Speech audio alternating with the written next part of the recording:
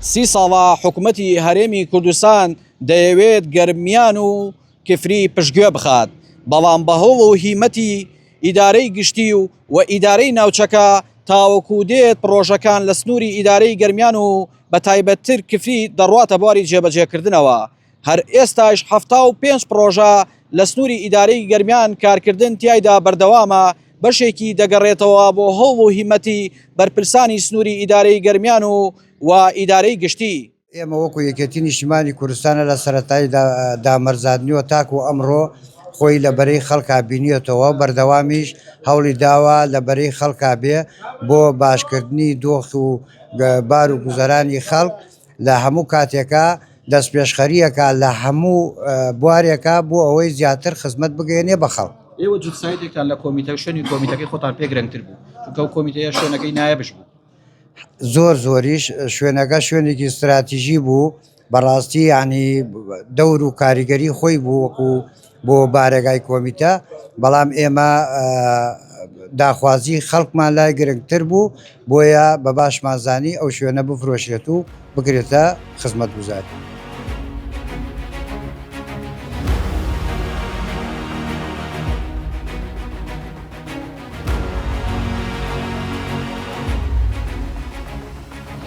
لە ساڵی 2014ەوە بڕیاردرا بە تەواوکردن و جوتسایتکردنی ئەم شەقامە کە شەقامی گەڕێکی ئازادیە لە قەزای کفری.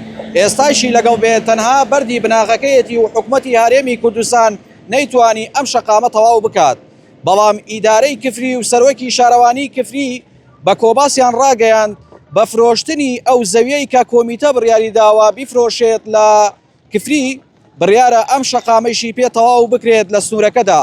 بە تەواوبوونی ئەم شەقامە گەڕەکی ئازادی کە لێرە پێی دەگوترێت حی ئشتراکی بژانەوەیەکی باش بەخۆیوە دەبینێ و وەچی دیکە هەوڵاتیانی ئەم جێگایە لە تەپوتۆزی هاوین و لە لیتەی زستان نەجاتیان دەبێت. سڵاو دەبێ بەڕێز وەک هەوڵاتێکی سنووری قەزای کفری ئەم پرۆژانە تا چەند گرنگە ڕۆنە باری جێبەجێکردەوە. پرۆژەی وا هەیە لە 2014 ڕاگیراوە، بەڵام ئێستا ڕاتە باری جێبەجێکردنەوە یەکێتی بڕیاری داوە ماوە بۆکی خۆی بفرۆشێ، بەڵام پرۆژەی پێنجامدا لە سنووری کفری.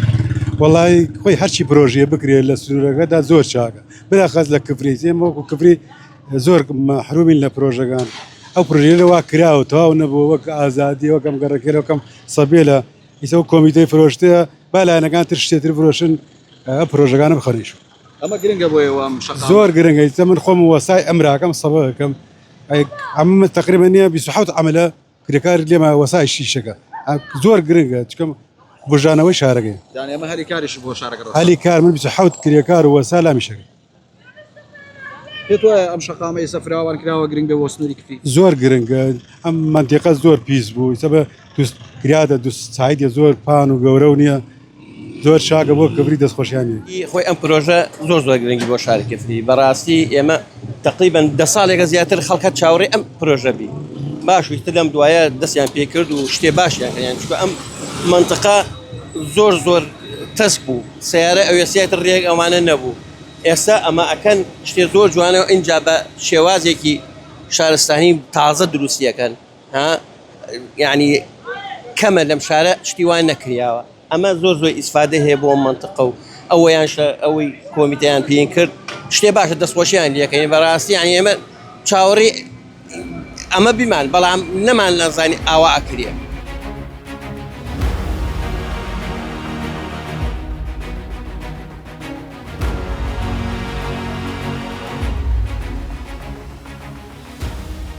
یەکێتی لە فەراغی حکوومەتی هەرێمی کوردستان لە سنووری ئیدارەی گەرمیان دەستی بۆ ماڵ و موکی خۆی بردووە، دەیفرۆشێت و دەیکات بە پرۆژە لە سنوورەکەدا.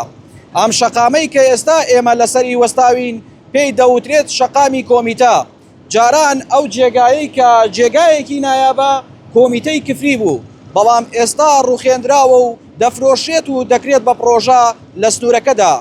ئەمەی ژوا دەکات هاوڵاتیان دەڵێن پرۆژەکان لە سنووری ئیدارەی کفری و ئیدارەی گەرمیان کە دەڕواتە بواری جێبەجێکردنەوە هەنگاوەکان گرنگن بەرەو ئاوەدانی. ئێرە کە شاری وەزیرانە یەکێکە لە کۆنترین شارەکانی هەرێمی کوردستان، بەم هەنگاوانە هەنگاوێکی دیکە سنووری کفری ئاوەدان دەبێتەوە.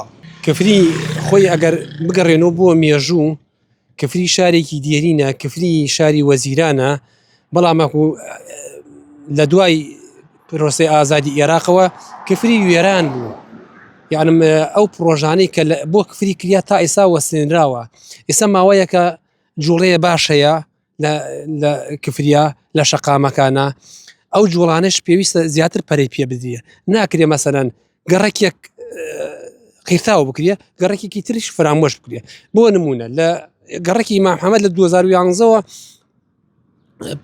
پرۆژەی یەک قیرتاوکردنی بۆ دەرچووە تا ئێساتە قیرتاو نەکریاوە گەڕێکی باوە شاسوار تا ئێساتە نۆژن نەکریاوەتوە بەم هەنگاوانەی ئیدارەی گشتی و یەکێتی نیشتیمانی کوردستان چی دیکە کفری دەڕواتە قۆناغێکی نوێوە و خزمەتکردن و ئاوەدانی لە کفری دەست پێ دەکات بۆیە هاوڵاتیانی ئەم شارەیش دەڵێن ئەم هەنگاوانە گرنگە بۆ شاری وەزیران و چی دیکە کفری دەبوژێتەوە.